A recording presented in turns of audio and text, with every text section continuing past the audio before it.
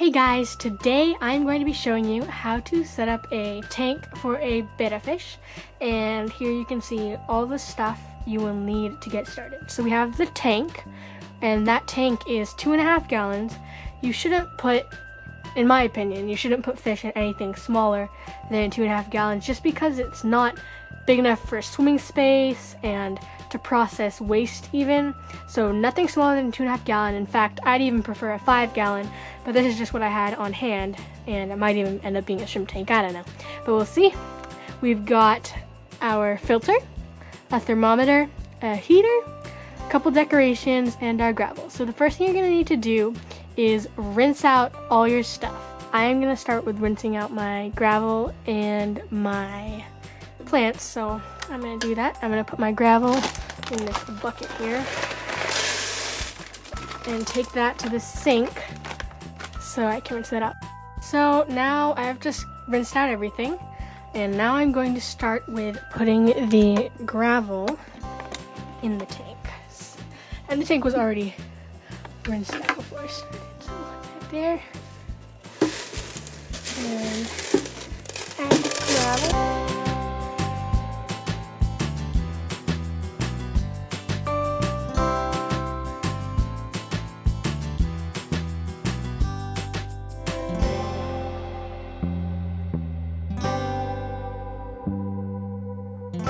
Okay, so now you got your gravel in, you can fill the tank halfway up with water before you put your decorations in, just so you can see how it looks like with a little bit of water. So I'm going to go get some water. We'll be right back. So I have my water here now, and this water has been conditioned with some water conditioner, and this just takes out the metals and chlorine and chloramines just to make the water safe for the fish. And I'm gonna put this water in. Hopefully I don't spill anything.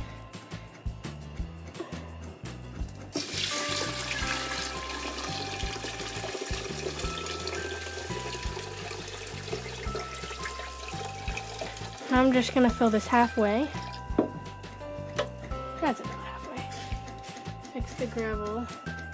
Sometimes you can just put a small plate or even just a decoration in there to stop the water so it doesn't mess up your gravel.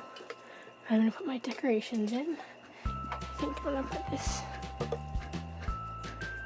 here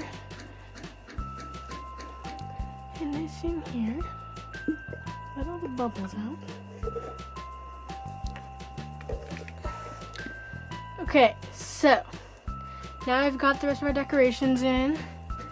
We like how they look. And now we're gonna fill the rest of the tank up with water. So I'm gonna go get some more. So I've got the rest of my water here. This also has been dechlorinated. And I'm gonna pour it on top of the decoration so it doesn't splash as much.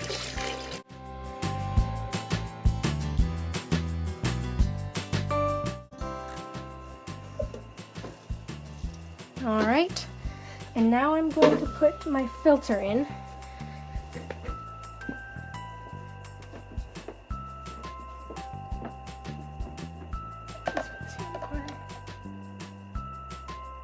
I'm also going to put heater in. Heater will go over here. Oh. I don't actually have lights for this tank, but that's okay because we don't need them right now. Before we add fish, we are going to have to cycle the fish tank. Now, cycling is the process by which bacteria in the tank, this is called beneficial bacteria, breaks down the waste of the fish, which is in the form of ammonia. And that bacteria breaks down the ammonia into nitrites, and the nitrites into less dangerous nitrates. So they get gradually less dangerous to your fish. So this is really important because in a tank this small, ammonia levels can rise really rapidly, so the tank needs to already have that bacteria in it so that it can process the waste that the fish is producing. Now there's a couple ways to do that. There's fishless cycling, which you use pure ammonia, or sometimes you use fish flakes or raw shrimp, I think. You can Google that. And then there is the fish in the cycle, which you use a hardy fish, something like guppies or other small hardy fish, to cycle the tank by using the waste it produced. Or you can use seeded filter media, and this is the way I prefer to do it. You take a piece of media from an already cycled tank, so the filter media will already have the bacteria you need on it, and then you can put that into your new filter, and if it has enough bacteria on there to process the waste of the fish that you're putting in there, then you can have an almost instant cycled tank. Now, I already have a piece of media that is seeded that's in another tank of mine, so that's how I'm gonna do it, because I already have other fish tanks I can take my media from. But definitely look up cycling and learn how it works. I'm not going to put a betta in right away. I am just going to stick with a couple ghost shrimp for now and just see how my levels are, my ammonia, nitrite, and nitrate levels are with my test kit, to make sure that everything's safe. And this is the test kit. I highly recommend you get a test kit if you're going to be into having aquariums, just because this makes sure your water is safe.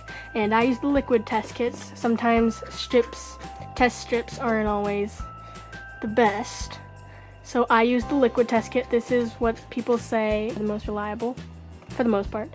And I'm going to be testing my nitrite, nitrate, and ammonia before I add my betta fish.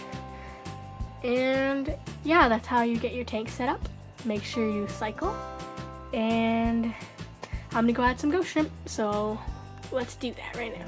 So I've got the tank in where it is actually set up. It's just on a bookshelf here. And I don't actually have a light for it, so I just put a desk lamp. But I have the shrimp here, so I'm gonna add them now. Come here, buddy. And I'm gonna put 3 ghost shrimp in here, so. Alright. So there goes the shrimp.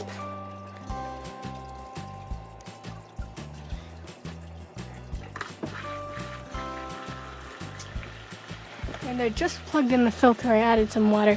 You can see this is the seeded media I already had. And right now the filter is pumping, trying to get started. And there we go. Oh, I've also got a little bit of duckweed.